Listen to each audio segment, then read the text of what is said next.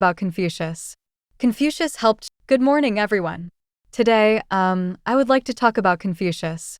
Confucius helped shape Chinese civilization. He lived a quiet life and made no great discoveries.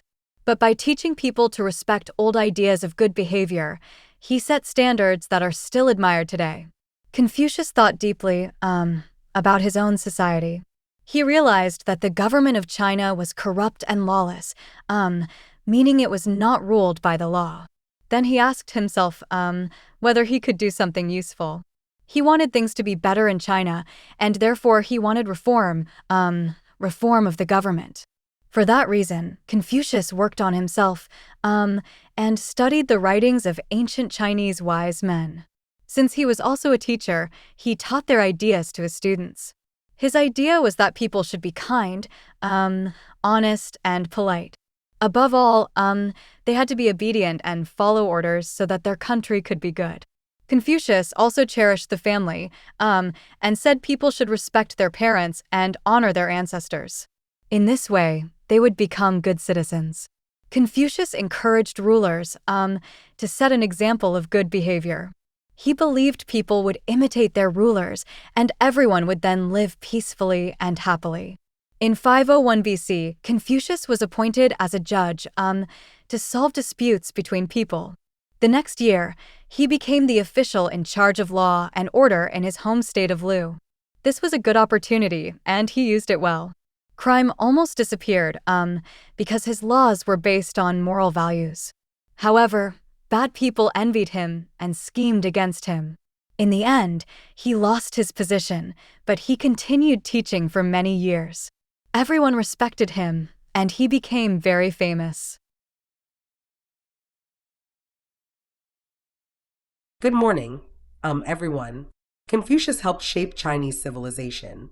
He lived a quiet life, and did not make any great discoveries. But by teaching them to respect old ideas of good behavior, and manner, he set standards that are admired even in our present time. Confucius thought about his own society, and he figured out something.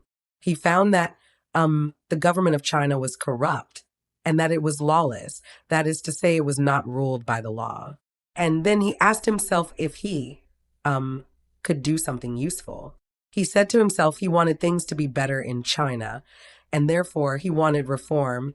Yes, reform of the government. For that reason, Confucius worked on himself and studied the writings of ancient Chinese wise men. Since he was a teacher as well, he taught their ideas to his students.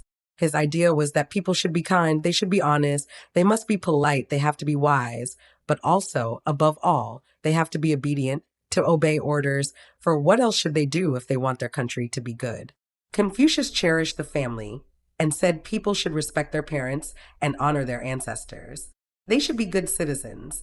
Confucius also encouraged rulers to set an example of good behavior. He believed that people would copy and imitate the rulers. Everyone would then live peacefully, and the Chinese people would be rich and happy. About 501 BC, yes, it was the year 501 before Christ, Confucius was appointed as a judge to hear disputes and solve conflicts between people. The next year, he became the government official in charge of law and order in his home state of Lu. So his home state was called Lu, a strange name, isn't it? It was a good opportunity for Confucius, and he used that opportunity. This gave him the chance to make laws based on his own teachings, and his laws were successful indeed. In his state, crime almost disappeared, but bad people envied him, and they all schemed against him. Sadly, they succeeded, and Confucius at the end lost his position. But he continued his work as a teacher for the next 12 years. Everyone respected him, and he became very famous.